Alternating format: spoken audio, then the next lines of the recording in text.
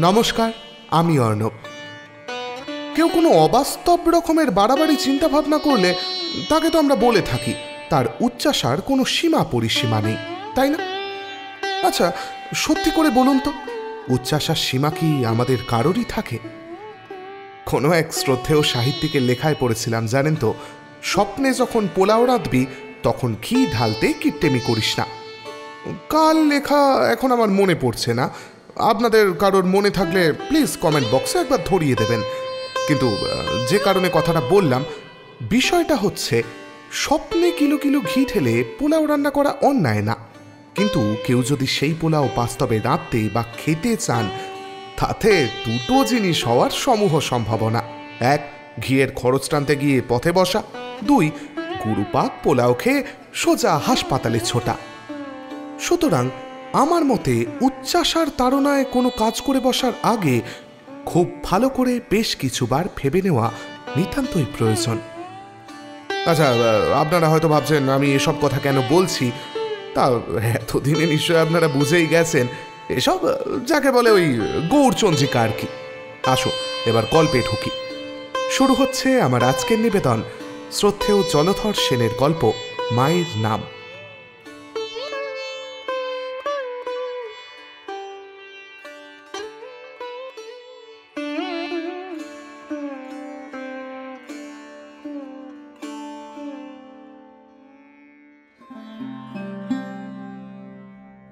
বেশ ছিলাম 30 টাকা বেতনে মহেশপুর ইংরেজি স্কুলে তৃতীয় শিক্ষক। আমার বাড়ি নিশিগঞ্জ, মহেশপুর হইতে ওই ধরুন 7 মাইল। শনিবার 2টার সময় স্কুল বন্ধ হইলে বাড়ি যাইতাম, আবার সোমবার বাড়ি হইতে আহারতি করিয়া একেবারে স্কুলে হাজির হইতাম। বাকি কয়টা দিন স্কুলের বোর্ডিংয়েই কাটাইয়া দিতাম। দরকার পড়িলে সপ্তাহের মধ্যে যে কোনো দিনও বাড়ি যাইতে পারিতাম। বেতন 30 টাকা ছিল। পরিপ্রাপ্তিও কিছু ছিল। একজন অবস্থাপন্ন ভদ্রলোকের ছেলে আমাদের স্কুলে পড়িত এবং বোর্ডিংয়েই থাকিত। আমি তাহার পড়া বলিয়া দিতাম, তাহার তত্ত্বাবধান করিতাম। ছেলেটির পিতা আমাকে মাসে 10টি টাকা দিতেন। একরকম বাড়িতে থাকিয়াই মাসে 40 টাকা উপার্জন। এল ভদ্রলোকের পক্ষে যথেষ্ট। তাহার অধিক আশা করিতে গেলে মুরব্বির জোর চাই। আমার তাহা ছিল না। নিজের কুলে তো নয়, শ্বশুর কুলে বা মাতামহ কুলেও তেমন কেহ ছিলেন না। সকলেই আমার মতো গরিব। আমারই মতো কেহ বা স্কুলের মাস্টার, কেহ বা পণ্ডিত, কেহ বা সামান্য কেরানি। আমার সংসারও বড় ছিল না। আমার মা, আমার স্ত্রী আর আমি, এই 3 জন মাত্র। তারপর স্বর্গীয় পিতা ঠাকুর যে সামান্য কয়েক বিঘা জমি রাখিয়া গিয়াছিলেন, তাহাতে নিতান্ত অজন্মা হইলেও সৎবৎসর চাল ডালের ভাবনা ভাবিতে হইত না। সুজন্মার বৎসরে যে ধান পাইতাম, সংসার খরচ বাদে তাহা হইতে যাহা বাঁচিত তাহা কোলায় তুলিয়া রাখিতাম। বাবার নিষেধ ছিল কখনো যেন ধান বিক্রয় না করি। এখন আপনারা দর্শনে বলুন তো, এই অবস্থায় আমার সন্তুষ্ট থাকা উচিত ছিল কিনা? এক বলিতে পারেন, ভবিষ্যতে তো সংসারে লোক বাড়িতে পারে, পুত্রকন্যা হইতে পারে। আমার সে আশা নাই। আমার বয়স 32, আমার স্ত্রীর বয়স 26। এই সুদীর্ঘ কালের মধ্যে যখন আমরা সন্তানের মুখ দেখিতে পাইলাম না, তখন এই বংশ রক্ষার সম্ভাবনা নাই। আমি শ্রী অশ্বিনী কুমার বসুইয়ের বংশের শেষ প্রদীপ। এই প্রদীপ নিবিয়া গেলে নিশিগঞ্জের স্বর্গীয় পিতৃদেব রামধনু বসুর বংশলোপ। ভবিষ্যতে স্কুল মাস্টারি করিবার জন্য এ বংশে আর কেহই থাকিবে না। কি দুর্ভাগ্য! আচ্ছা, যাই হোক, কথাটা আবার জিজ্ঞাসা করি। মোটামুটি কিছুরই অভাব ছিল না। ভবিষ্যতে পরিবার বৃদ্ধিরও সম্ভাবনা ছিল না। হঠাৎ কোনো বিপদ আপদ কি ব্যাধি পীড়া হইলে যাহা ব্যয় হইতে পারে, সেজন্য মাস্টারের এই বেতন হইতেও যখনকার কথা বলিতেছি, তখন 600 টাকা ডাকঘরে সেভিংস ব্যাংকে জমা ছিল এবং মাসে মাসে 5-7 টাকা জমা হইতেছে। এ অবস্থাতেও কেন আমার অধিক উপার্জনের লোভ হইল? মনস্তত্ত্বের এই কথাটা কেহ আমাকে বুঝাইয়া দিতে পারেন কি? এই যে আশঙ্কা, এই যে অতৃপ্তি, এই যে কি জানি কি, অর্থাৎ এই যে শয়তান, এই মানুষকে সুখে থাকিতে দেয় না, শান্তিতে বাস করিতে দেয় না। তাহার ফলে মানুষের কি দুর্গতি হয়, কি বিপদ হয়, কি সর্বনাশ হয়, অথবা যাহার অদৃষ্টের জোর আছে, তাহার সর্বনাশের সূচনা মাত্র হইয়াই কিরূপে তাহার চৈতন্যদয় হয়, সেই কঠোর অভিজ্ঞতার কথাই আজ লিপিবদ্ধ করিব। এই হতভাগ্যের জীবনে সেই অতৃপ্ত শয়তানের খেলা দেখিতে পাইবেন। মহেশপুর স্কুলের যিনি সেক্রেটারি, তাহার নাম শ্রীযুক্ত হরিহর চট্টোপাধ্যায়। বড় জমিদার, আয় প্রায় লাখ টাকার ওপর। পাড়াগাঁয়ে লাখ টাকায় জমিদার রাজার হালে থাকে। হরিহর বাবুর খুব নামডাক, প্রতাপও কম নয়। তবে এখন এই সুশাসিত ইংরেজের মূল্যকে তাহার প্রতাপে বাঘে গরুতে এক ঘাটে জল আর খায় না। জমিদারের আর সেদিন নাই, পিনাল কোড সব সমান করিয়া দিয়াছে। তবে টাকার কল্যাণে জমিদার মহাশয়েরা এখনো পল্লীগ্রামে একটু আধটু বাদশাগিরি করিয়া থাকেন। আমাদের স্কুলের সেক্রেটারি মহাশয়ও করেন। তাহার কর্মচারীরা কিঞ্চিত মেজাজ দেখাইয়া থাকেন, তাহাতেই গরিব প্রজার হৃদকম্প উপস্থিত হয়। আমাদের হেডমাস্টার ও হেড পণ্ডিত মহাশয়েরা হরিহর বাবুর যথেষ্ট মন জোগাইয়া চলেন। প্রতিদিন জমিদার মহাশয়ের খাস দরবারে হাজিরা দেন। একজন বিশ্ববিদ্যালয়ের এমএ পরীক্ষার্থীর্ণ, আর অন্যজন কাব্য, দর্শন ও বেদান্ত, এই ত্রিতীর্থ। তাহারা যে জমিদার বাবুর মোসাহেবি করেন, এমন কথা থার্ড মাস্টার হইয়া কেমন করিয়া বলিব? আমি কিন্তু ওইটি পারিতাম না, কোনো প্রয়োজনও যদিও বোধ করিতাম না। মহেশপুর স্কুলে তৃতীয় শিক্ষকের বেতন 30 টাকার 1 পয়সাও বেশি হইবার কোনো সম্ভাবনা ছিল না। তবে আর কেন হাজিরা দিয়া মরি?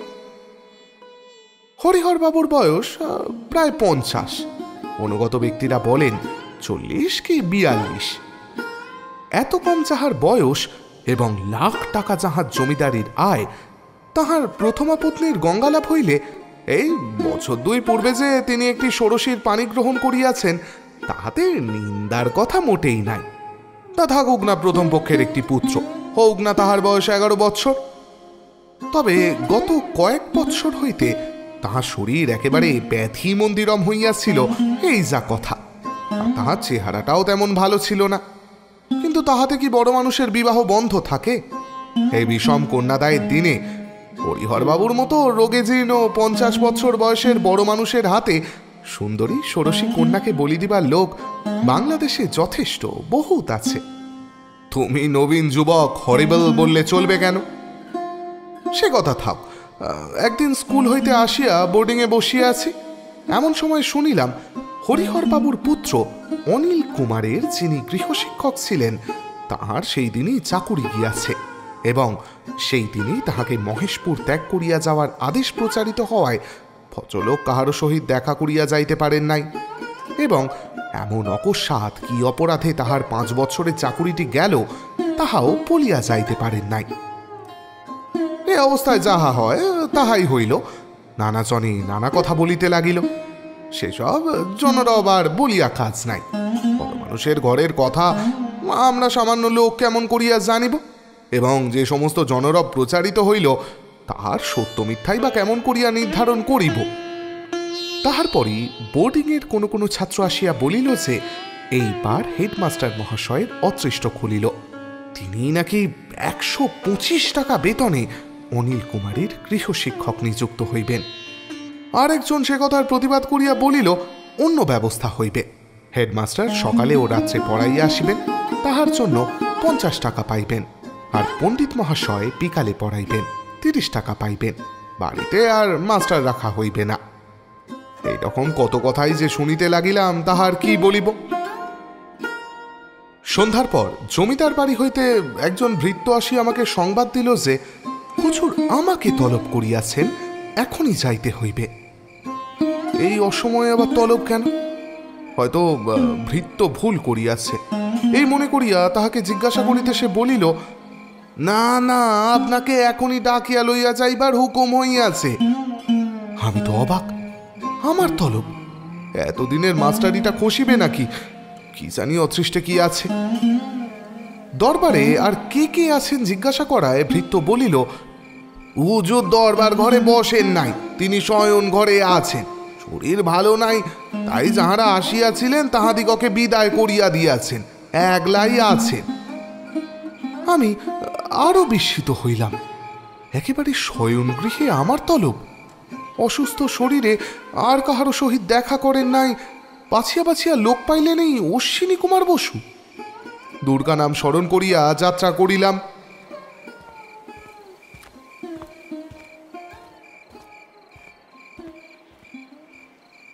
জমিদার বাড়িতে উপস্থিত হইলে ভৃত্যটি আমাকে একটা ঘরে বসাইয়া হরিহর বাবুকে সংবাদ দিতে গেল এবং একটু পরেই আসিয়া আমাকে তাহার অনুবর্তী হইতে বলিল। হরিহরবাবুর বৈঠকখানায় মাঝে মাঝে আসিতে হইয়াছে, কিন্তু আজ আমাকে যেদিকে যাইতে হইল সেদিকে কোনোদিন যাই নাই। সেটি অন্তর্মহল কি বাহির মহল তাহাও জানি না। 2-3টি ঘর পার হইয়া আমরা একটি ঘরের সম্মুখে উপস্থিত হইলাম। সে ঘরে দ্বার বন্ধ ছিল না, সম্মুখে একটি পর্দা ছিল। পর্দার বাহির হইতেই ভৃত্য বলিল, হুজুর, মাস্টার বাবু এসেছেন। গম্ভীর গলায় উত্তর হইল, ভেতরে আসতে বল। সেটি শয়ন ঘর কি বসিবার ঘর বুঝিতে না পারিয়া আমি আমার ছিন্ন পাদুকা বাহিরে রাখিয়া ঘরের মধ্যে প্রবেশ করিলাম। দেখিলাম একখানি পালঙ্কের ওপর হরিহরবাবু শয়ন করিয়া আছেন। আমাকে দেখিয়াই তিনি বলিলেন, এই যে অশ্বিনী, ভালো আছো তো? আমি পালঙ্কের নিকটে যাইয়া তাহার পায়ে হাত দিয়া প্রণাম করিয়া বলিলাম, আগে ভালো আছি। আপনার শরীর কি অসুস্থ হইয়াছে? হ্যাঁ, শরীরটা আজকে ভালো নেই। তুমি দাঁড়িয়ে রইলে কেন? ওই চেয়ারখানা টেনে এদিকে এসে বসো। আগে আমি নিচেই বসছি। না না, আমার শিয়রের কাছে চেয়ার টেনে বসো, তোমার সঙ্গে বিশেষ কথা আছে। আমার সঙ্গে বিশেষ কথা? ব্যাপারটা কি? আমি তখন একখানি চেয়ার টানিয়া লইয়া হরিহরবাবুর শিয়রের নিকট বসিলাম। তিনি কিছুক্ষণ চুপ করিয়া থাকিয়া বলিলেন, দেখো অশ্বিনী, আমি খোকার মাস্টারকে বিদায় করে দিয়েছি। লোকটা লেখাপড়ায় বেশ ছিল, কিন্তু ইদানিং তার স্বভাবটা যেন কেমন বোধ হচ্ছিল। বলতে গেলে একরকম অন্দরেই থাকতে হয়, আর ছেলের মাস্টার, তার ওপর কোনো রকম সন্দেহ হলে তাকে কি রাখা যায়? তুমি কি বলো? আগে সে তো ঠিক কথাই। তেমন কিছু নয়, এই আমার শ্বশুর বাড়ির গাঁ থেকে যে ঝিটাকে এনেছি, মাস্টারটা তার সঙ্গে তামাশা করত। আমার স্ত্রী তাই দেখে কাল আমাকে বললেন এবং মাস্টারকে বিদায় করে দিতে বললেন। ঠিক কথাই তো, কি বলো অশ্বিনী? আমি চুপ করিয়া রহিলাম। তাহার পর হরিহরবাবু বলিলেন, দেখো, তুমি যদিও সর্বদা আমার এখানে আসো না, তবুও তোমার ওপর আমার দৃষ্টি বরাবরই আছে। তোমার ওই হেড মাস্টারই বলো আর সেকেন্ড মাস্টারই বলো আর ওই পণ্ডিত মশাই বলো, সব খোসামুদের দল। আমি যদি তাদের না বুঝবো তাহলে এত বড় জমিদারিটা চালাচ্ছি কি করে? কি বলো অশ্বিনী? যেটা বলছিলাম, তা দেখো, বিএমই হোক আর বিদ্যাভূষণ তর্কালঙ্কারী হোক, একই স্বভাব। আর আর লেখাপড়া বিদ্যার কথা যদি বলি, তাহলে তোমাকে বলছি, ওসব পাস ফাঁস করলেই যে বেশি বিদ্যে হয় তা আমি মানি না। এই ধরো না, তুমি এলে ফেল বটে, কিন্তু অনেক বিয়েকে পড়িয়ে দিতে পারো। কি বলো? আমি আর কি বলবো? আমি শুধু ভাবিতে লাগিলাম, এই সূচনার উদ্দেশ্য কি? এত লোক থাকিতে তবে কি আমাকেই ছেলের মাস্টার করা হইবে? সত্য কথা বলিতে কি, এই কথাটা ভাবিয়াও মনে বড় আনন্দ হইল। হরিহরবাবু একটু চুপ করিয়া থাকিয়া বলিলেন, তা দেখো অশ্বিনী, আমি ভেবে দেখলাম কোথা থেকে কোন অজানা অচেনা লোককে শুধু মার্কা দেখে আনবো, তার চাইতে জানা চেনা লোককেই মাস্টারিটা দিই। তাই তোমাকে ডেকেছি। ছেলের মায়েরও তাই ইচ্ছে। তোমায় বলবো কি অশ্বিনী, আমার স্ত্রী একেবারে ওই ছেলে অন্তঃপ্রাণ। কারোর বলবার জো নেই যে ওর গর্ভজাত নয়। যাক সে কথা, দেখো, তোমাকে এই ভার নিতে হচ্ছে, কিন্তু স্কুলে একজন মাস্টার দেখে নেওয়া যাবে। তুমি তো স্কুলে 30 টাকা মাইনে পাচ্ছ, আমরা তোমাকে একেবারে ডবল 60 টাকা দেব। তাছাড়া খাওয়া দাওয়া, ধোবা, নাবিদ, সময় সময় কাপড় চোপড় সবই আমাদের জিম্মা। কি বলো অশ্বিনী? আমি বললাম, আমি স্কুলে 30 টাকা পাই, আর একটি ছেলে পড়িয়ে 10 টাকা পাই। তারপর আমার কথায় বাধা দিয়া হরিহরবাবু বলিলেন, আচ্ছা আচ্ছা, মোটে 20 টাকা বাঁচছে বলে তোমার আপত্তি তো? যাক, সে মাস্টারকে যে 75 টাকা দিতাম তোমাকেও তাই দেব। তারপর ছেলেটাকে যদি মানুষ করতে পারো, চিরদিন এ সংসারে কেটে যাবে। কি বলো? আমার বাড়িতে কেউ নেই, আমাকে প্রতি শনিবার বাড়ি যেতে হয়, আর সোমবারে আমি আসি। হ্যাঁ, সেও তো একটা কথা বটে। তা তুমি একটু বসো অশ্বিনী, আমি অন্দর থেকে আসছি, এখনই আসবো। এই বলিয়া হরিহরবাবু পালঙ্ক হইতে নামিয়া অন্তরে চলিয়া গেলেন। 75 টাকা বেতন, আবার কোনো খরচপত্রও নাই, 75টি টাকাই ঘরে চাইবে। এ কি কম বড় প্রলোভন? হিসেব করিলে যে এ অন্য স্থানের 100 টাকা বেতনের সমান। এ কি সামান্য কথা? আমি এলে ফেল মহেশপুর স্কুলের 3rd মাস্টার, 30 টাকা পাই, আর যে 10 টাকা পাই সে আজ আছে কাল নেই। কোথায় 30 টাকা আর কোথায় নিখরচা 75 টাকা? ইহার আর বিবেচনার কি আছে? কিচ্ছু নাই। তো বিয়ে এমএ এই চাকরির খোঁজ পাইলে এক রাশি সার্টিফিকেট আনিয়া ধর্ণা দিত, আর আমাকে ডাকিয়া আনিয়া চাকরি। ইহারই নাম অদৃষ্ট। আমি নিজেকে মহাভাগ্যবান মনে করিলাম। হায় প্রলোভন, হায় শয়তান, এমন করিয়াই মানুষ বিপন্ন হয়। ভগবান আমাদের মতো অমানুষকে যদি একটু একটু ভবিষ্যৎ দৃষ্টি দিতে প্রভু, তাহা হইলে আর কিছু না হোক, অনেক লাঞ্ছনার হাত হইতে আমরা মুক্তি পাইতাম। প্রায় 10 মিনিট পর হরিহরবাবু ফিরিয়া আসিলেন। তিনি বলিলেন, দেখো অশ্বিনী, তোমাকে যখন একরকম ঘরের ছেলের মতোই থাকতে হবে, তখন এসব ব্যাপারে গৃহিণীর পরামর্শ নেওয়াটা দরকার। বিশেষ করে তার বয়স কম হলেও খুব বুদ্ধিমতী তিনি।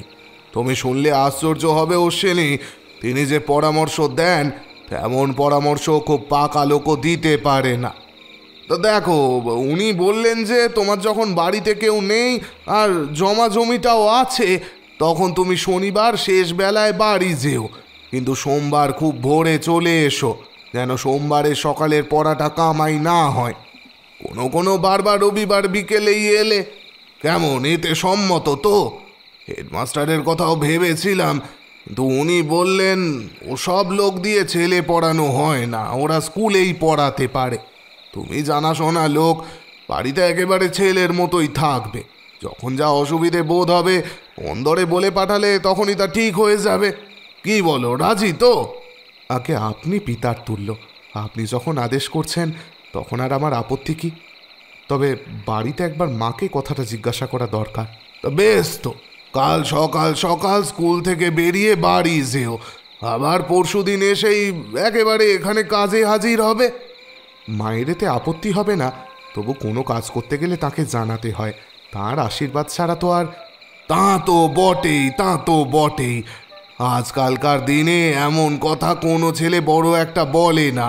তোমার কথা শুনে বড় সন্তুষ্ট হলাম অশ্বিনী। আর পাশের ঘর থেকে আমার স্ত্রীও সব কথা শুনছেন, তিনিও নিশ্চয় খুব খুশি হয়েছেন। তুমি এখন এসো, অনেক রাত হয়ে গেল। ওরে তিনু, একটা লণ্ঠন নিয়ে মাস্টার বাবুকে বোর্ডিংয়ে রেখে আগে, আমি তাহলে ভিতরে যাই। এই বলিয়া হরিহরবাবু পাশের ঘরে গেলেন এবং তখনই বাহির হইয়া আসিয়া হাসিতে হাসিতে বলিলেন, যেও না অশ্বিনী, যেও না, একটু বসো। এই দেখো তো, তুমি ভদ্রলোকের ছেলে এতক্ষণ বসে থাকলে এখন গিয়ে তো ভাত ঠান্ডা হয়ে যাবে, তাই উনি বললেন যে তোমাকে একটু জল খাইয়ে দিতে। দেখেছো অশ্বিনী, ওর কেমন বুদ্ধি বিবেচনা, কথাটা আমার মনেই পড়েনি। তিনি যেন খুব আত্মপ্রসাদ অনুভব করিলেন। আমি বলিলাম, জল দরকার হবে না, আপনাদেরই তো খাচ্ছি, এরপর হয়তো দিনরাত্রিই আছি। রাত বেশি হয়নি, বোধহয় 9টা, আমাদের 9টার পরই খাওয়া হয়। হরিহরবাবু বলিলেন, আরে তা কি হয়, দেরি হবে না, উনি পূর্বেই সব ঠিকঠাক করে রেখেছেন, আমারই মাথায় আসেনি খালি। কি করি, জল খাইতে হইল। পাশের ঘর হইতে গৃহিণী যে দেখিতেছেন তাহা অলঙ্কারের ধ্বনিতেই বুঝিতে পারিলাম। বোর্ডিংয়ে চলিয়া আসিলাম। অতিভক্তি যে চোরের লক্ষণ, ৭৫ টাকার প্রলোভনে তখন সে কথা ভুলিয়া গেলাম। পথে আসিতে আসিতে নিজের সৌভাগ্যে গর্ব অনুভব করিতে লাগিলাম, আর মনে হইতে লাগিল হরিহরবাবুর কথা। বৃদ্ধস্ব তরুণী ভার্যা যে কি, তাহাই ভাবিয়া বেশ আনন্দ অনুভব করিলাম। কিন্তু আমার দিক হইতেও যে কথাটা ভাবা দরকার, তাহা ওই ৭৫ টাকা আমাকে ভুলাইয়া দিল।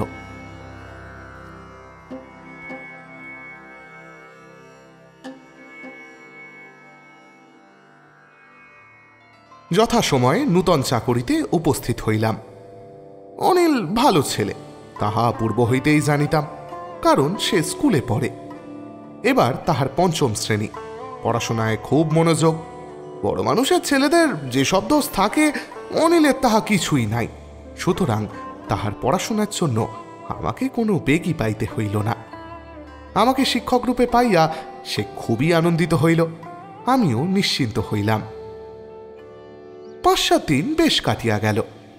তারপর একদিন যখন অনিল স্কুলে গিয়াছে, আমি কি একখানি বহি পড়িতেছি। সেই সময় দাসী একখানি কাগজে জড়ানো কি একটা হাতে করিয়া আমার ঘরে প্রবেশ করিল। এ কয়দিন কিন্তু কোনো ঝি দাসী আমাদের দিকে আসে নাই। অনিলের পড়ার ও আমার থাকিবার জন্য যে কয়টি ঘর নির্দিষ্ট ছিল, তাহা অন্তরে সংলগ্ন হইলেও অন্তরের দাসীরা কেহ আমাদের দিকে আসিত না, আসিবার প্রয়োজনও ছিল না। দাসীকে দেখিয়া আমি বলিলাম, এখানে কি চাই? দাসী একটু মুচকি হাসিয়া বলিল, মা আপনার জন্যই কাপড় পাঠিয়ে দিলেন। আমি বলিলাম, আমার তো কাপড় আছে, যখন অভাব হবে তখন আমিই কিনে নেব, তুমি কাপড় ফিরিয়ে নিয়ে যাও, আমার দরকার নাই। দাসী বলিলেন, মা বলেছেন আপনি যে কাপড় জামা ব্যবহার করেন তাতে খোকা বাবুর মাস্টারকে মানায় না, কাপড় চোপড় একটু ভালো চাই, তাই তিনি পাঠিয়ে দিয়েছেন। আপনি না নিলে তিনি বড়ই দুঃখিত হবেন। গৃহিণী যে আমার প্রকৃত মনিব, তাহা প্রথমেই বুঝিতে পারিয়াছিলাম। সুতরাং তাহার অনুরোধ উপেক্ষা করিতে পারিলাম না। বলিলাম, তাহলে ওই টেবিলের ওপর রেখে যাও, কচি ঠাকুরানীকে বলো আমার এসবের কিছু দরকার নেই। দাসী হাসিয়া বলিলেন, আপনার দরকার কি তা তিনি আপনার চাইতে বেশি বোঝেন।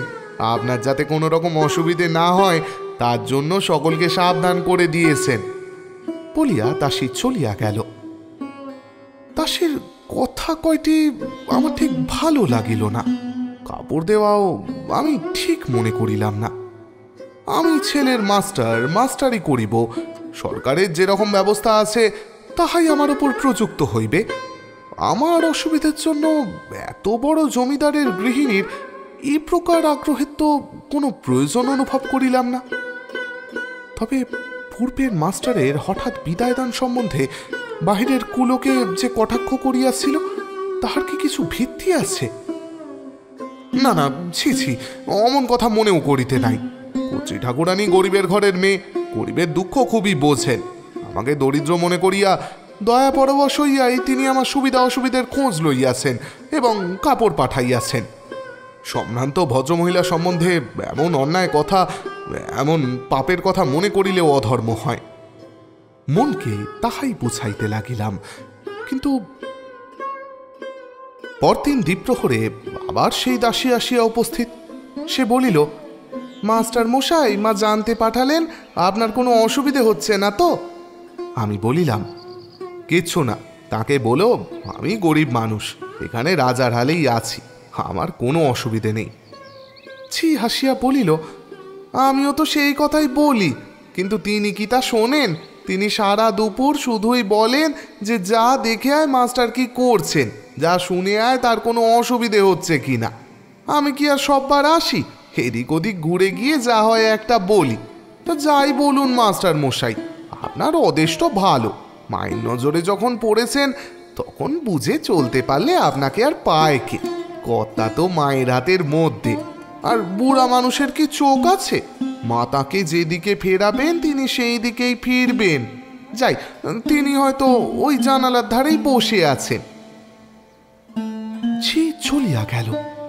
আমার মাথায় যেন বজ্রপাত হইল। তাহা হইলে যাহা কাল ভাবিয়াছি তাহা তো মিথ্যা নহে। এখন উপায়? হায় আমার দুর্ভাগ্য! ৭৫ টাকার লোভে আমি কি করিলাম! যেদিন হরিহরবাবু আমাকে নিযুক্ত করিয়াছিলেন সেই দিনের সব কথা আমার মনে পড়িল। সেই দিনই তো এ সকল কথা আমার বোঝা উচিত ছিল, কিন্তু তখন উন্নতির আশায় আমি অন্ধ হইয়াছিলাম। সম্ভ্রান্ত গৃহের মহিলা সম্বন্ধে কোনো অন্যায় কথা তো তখন আমার মনেই আসে নাই। এই ৩২ বছর বয়সের মধ্যে এমন কথা তো কখনো শুনি নাই। হ্যাঁ, বইয়ে পড়িয়াছি বটে, কিন্তু তাহা কল্পনা বলিয়াই মনে করিয়াছি। সত্য সত্যই যে ভদ্রমহিলা এমন হইতে পারে তাহা আমি কোনো দিন ভাবি নাই। ছি, এসব কথা মনে করিলেও যে মন কলুষিত হয়। কিন্তু এখন উপায় কি? আমি স্থির হইয়া বসিয়া থাকিতে পারিলাম না। আমার মনের ভেতর যে আগুন জ্বলিতেছিল। আমি উঠিয়া ঘরের মধ্যে ঘুরিয়া বেড়াইতে লাগিলাম। হঠাৎ আমার দৃষ্টি অন্তরের দিকে পড়িল। দেখিলাম অন্তরের দিকের একটি জানলার সম্মুখে এক অপূর্ব সুন্দরী দাঁড়াইয়া আছেন। তাহার দৃষ্টি তখন অন্যদিকে নিবদ্ধ ছিল। কি অনুপম রূপ, কি মোহিনী প্রতিমা! মানুষের যে এমন রূপ থাকে, সে রূপে যে এত মাধুর্য থাকে তাহা তো আমি কোনো দিন দেখি নাই। হ্যাঁ, রূপ বটে, দেখিবার বস্তু। আমি তখন আত্মবিস্মৃত হইলাম। যেখানে দাঁড়াইয়াছিলাম সেখান হইতে নড়িতে পারিলাম না। সেই স্থানে দাঁড়াইয়া সেই অতুলনীয় রূপরাশি দেখিতে লাগিলাম। হঠাৎ তিনি মুখ ফিরাইলেন, চারি চক্ষু সম্মিলিত হইল। তাহার পরই একটু হাসিয়া তিনি জানালার অন্তরালে গেলেন। আমার তখন শঙ্কা ফিরিয়া আসিল। আমি আর সেখানে দাঁড়াইলাম না, সরিয়া আসিয়া একখানি চেয়ারে বসিয়া পড়িলাম। আমার চক্ষুর সম্মুখে সেই রূপী ক্রমাগত ভাসিয়া বেড়াইতে লাগিল। হৃদয়ের মধ্যে সেই হাসি দীপ্তি পাইতে লাগিল। আমি যেন কেমন হইয়া গেলাম।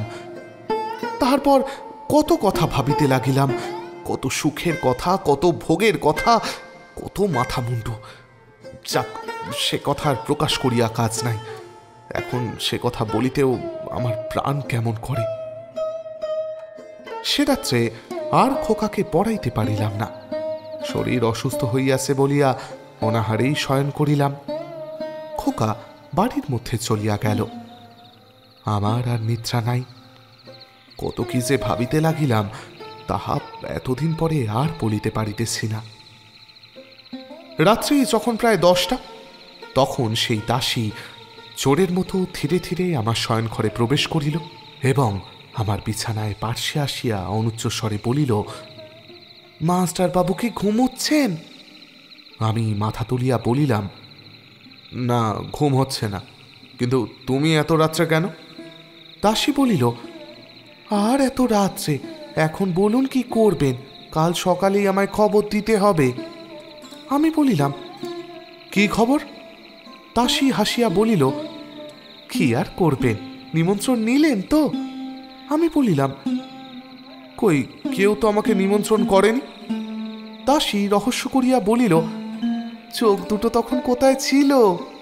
আমি বলিলাম, পত্রের দ্বারা নিমন্ত্রণ না করিলে আমি নিমন্ত্রণ গ্রহণ করিব না, এই কথাই বলো।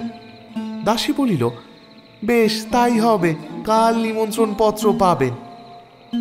তখন কিন্তু নরকের পথে যাইবার জন্য প্রস্তুত হইয়াই নিমন্ত্রণ পত্র চাহিয়াছিলাম। রূপের মোহে তখন আচ্ছন্ন হইয়া পড়িয়াছিলাম। কিন্তু ওই নিমন্ত্রণ পত্রই আমাকে বাঁচাইয়াছিল, আমার রক্ষা কবচ স্বরূপ হইয়াছিল। ভালো মন্দের দ্বন্দ্বেই সমস্ত রাত্রি কাটিয়া গেল। কেহই পরাজয় স্বীকার করিল না।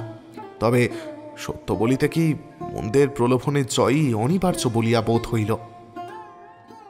পরদিন খোকা যখন স্নানাহারের জন্য অন্তঃপুরে গিয়াছে, সেই অবকাশে দাসী আসিয়া নিমন্ত্রণ পত্র দিয়া গেল। রঙিন সদৃশ্য খামখানি হাতে পড়িতেই একটা সুবাস অনুভব করিলাম। পত্রখানি নাসিকার নিকট লইয়া আসিলাম। গন্ধে ফুরফুর করিতেছে, এসেন্স মিশানো কালিতে লেখা। পত্র খুলিলাম। অক্ষরগুলি সুছাঁদ, বানান ভুলও বেশি নাই। পাঠ করিতে লাগিলাম। কথাগুলি যেন আদেহিনী সুরা।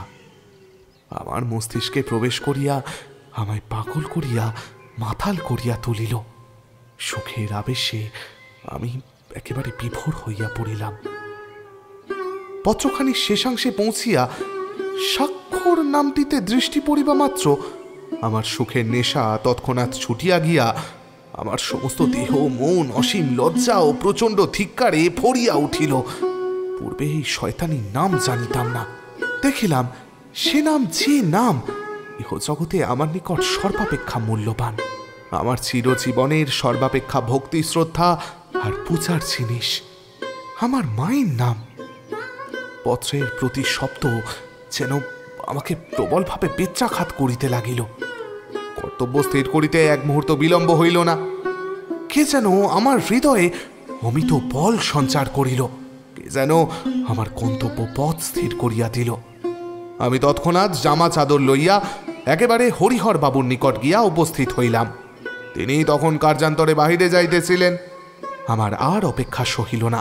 আমি তাহাকে বলিলাম, আপনাকে একটু উঠে আসতে হচ্ছে, একটা বিশেষ কথা আছে। আমার মুখের দিকে চাহিয়া এবং আমার কথা শুনিয়া তিনি তৎক্ষণাৎ আমাকে লইয়া পাশের ঘরে গিয়া জিজ্ঞাসা করিলেন, কি অশ্বিনী, কি ব্যাপার? আমি বাড়ি চললাম, আমি চাকরি করব না, মহেশপুরে আর কখনো আসবো না। কেন কেন, কি হয়েছে? মাতৃ আজ্ঞা। হরিহরবাবু বলিলেন, এমন হঠাৎ, কারণ কি শুনতে পাইনি?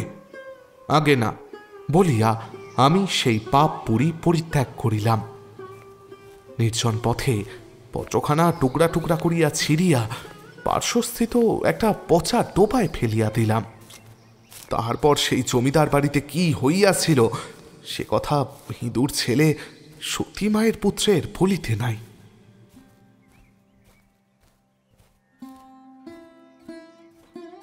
ব্যাস, আমার আজকের গল্প এখানেই শেষ। কখনো কখনো খুব ছোট্ট একটা জিনিস হয়তো অনেক বড় একটা কাজ করে দেয়। শেক্সপিয়ার বলেছেন, হোয়াটস ইন আ নেম। আমরাও হয়তো ফার্স্ট নেম বস্তুটা থেকে ডেজিগনেশন, আবার কেউ কেউ সারনেমকে বেশি গুরুত্ব দিয়ে থাকি। অথচ এক্ষেত্রে শুধুমাত্র একটা নামই হয়তো একজন মানুষকে নীতিগত দিক থেকে বাঁচিয়ে দিল। আচ্ছা, এবার তো আমার যাওয়ার সময় হলো। বিদায় দিন আমাকে সকলে। আবার ফিরে আসবো খুব শিগগিরই নতুন একটা গল্প নিয়ে। ততদিন খুব ভালো থাকবেন, ভালো রাখবেন। শুভরাত্রি।